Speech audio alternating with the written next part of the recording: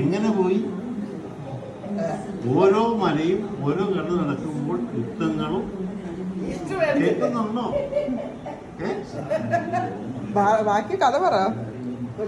അങ്ങനെ ചെയ്യുന്ന അവര് ഓരോ യുദ്ധങ്ങളും ചെയ്ത് കഴിഞ്ഞപ്പോൾ ആ രാജകുമാരി ഒരു പ്രതിമ പോലെ നിൽക്കുമായിരുന്നു.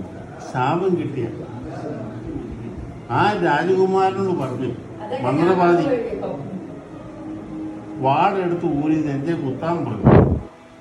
കുത്തിയെ മാത്രമേ ഉള്ളൂ രാജകുമാരി ജീവൻ വെക്കുള്ളൂ. പക്ഷെ സ്വന്തം കൊച്ചിനെ അല്ലെ സ്വന്തം സ്നേഹ ആ ഇതിനെ കുത്താൻ പറ്റുമോ മോളെ? കുത്തുവോ? കുത്താൻ പറ്റിയല്ലോ. അവസാനം വളരെ കുത്തിക്കഴിഞ്ഞപ്പോൾ രോഗം മാറി രണ്ടുപേരും തിരിഞ്ഞു വന്നു. മനസ്സിലായോ? അതിന്റെ കഥ എന്നാണെന്നറിയോ? നന്മയും തിന്മയും.